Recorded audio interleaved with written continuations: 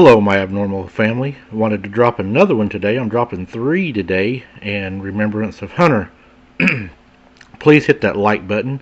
That'll let Hunter know that we all care because it'll put the videos out there, and also the links are in the description if you would like to help bring Hunter home. And let's get into this story. This took place during the winter of 2017. I work at a gas station in a small town in Northern California. I have the opening shift at my work, which is 5 a.m. to 2 p.m. I had recently totaled my car after hydroplaning into a ditch, so I was left without a vehicle to drive to and from work until I got the insurance money to get a new one. Since my job is only about a mile and a half away from my apartment, I decided it'd be good for me to get some exercise for the time being. So I began walking to work and in the mornings. The road was paved and fairly well trafficked, but in the pitch black darkness of 4:30 a.m., when I had to begin my commute, it was rare to see anyone driving down that road at all. So, one especially cold morning, I began my walk to work. Along the road, as I usually did, about a half a mile in, I always passed by a forested area next to the road. It has no streetlights or anything, so I used my powerful flood flashlight to light my way. As anyone would do in the darkness, I was continually using it to peer into the shadows surroundings as I walked. A half a mile down the road, I began to hear some rustling in the bushes off the side of the road and up ahead of me. I began to feel I was being watched. I stopped and shone my light in the bush in question and just about jumped out of my skin when it emerged from the bushes. But it was just a deer. As it crossed the street, it hopped into the scrub on the other side of the road. I told myself to not be so jumpy, and that nothing around here would be a danger to me. If only I knew how wrong I was. About another half mile down the road, the feeling of being watched returned, but this time the hair on the back of my neck was standing straight up. As I tried to convince myself that it was just another deer, my light passed over some bushes a little ways into the tree line to my left, about 50 feet behind me. Keep in mind, the next few events I'm going to describe happened within a few split seconds. My light suddenly shone upon what seemed to be a crouched figure with his back to me, facing a bush. At first I thought it was a homeless man or something, but as I stopped walking and shined my light directly at the crouched figure, I very clearly saw that, to my absolute horror, it was not a human at all. Whatever it was, it appeared to be naked.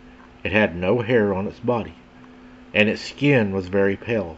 Its limbs were unnaturally long and spindly. The thing looked like if it unnaturally had not been eating. It stood up. It might have been more than 8 feet tall. Its fingers were very long and thin, too, and ended up really sharp black points like claws. The second I shined my light over it, it quickly turned its head to look at me.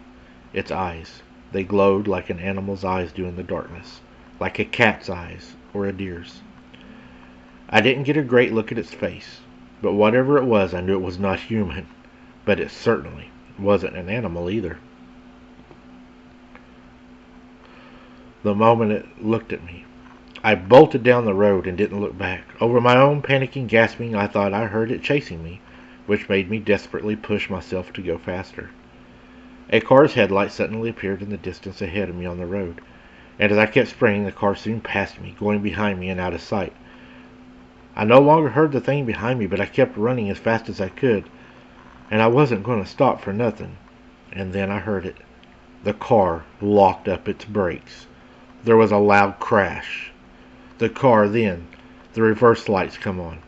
It spins its tires backwards down the road. Turns around very fast, comes back toward me, stops beside me. It's an older gentleman in the car, and he tells me to get in if I want to live. I jump in the car. The front of the car has been wrecked. The windows shattered. He says he hit something, and it was not human. We went to the police station and reported it to the police. The police had us stay there in case we'd hit somebody while they sent an officer to investigate. When the officer returned, they told us that we were free to go. The old man said I need to get my car fixed. I need an incident report. The police officer told him, "Don't worry about your car. We've been in touch with the government and they're going to take care of it." He said, "What did I hit down there?" And they said it was a deer. He said that was no deer. It was on two legs. It was a really pale person. It was not human, though. The way it looked.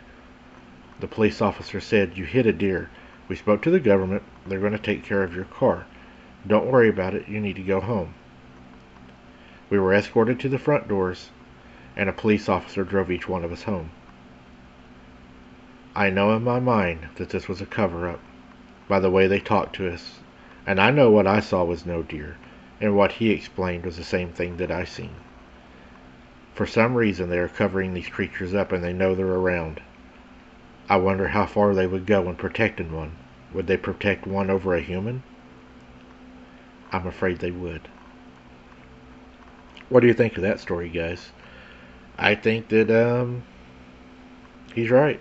I think that there is cover-ups, and I think that it happens a lot more than what we think.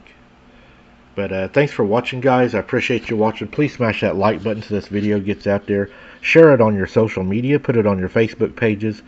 And again, keep your head on a swivel. Till next time, guys. Don't be something's dinner.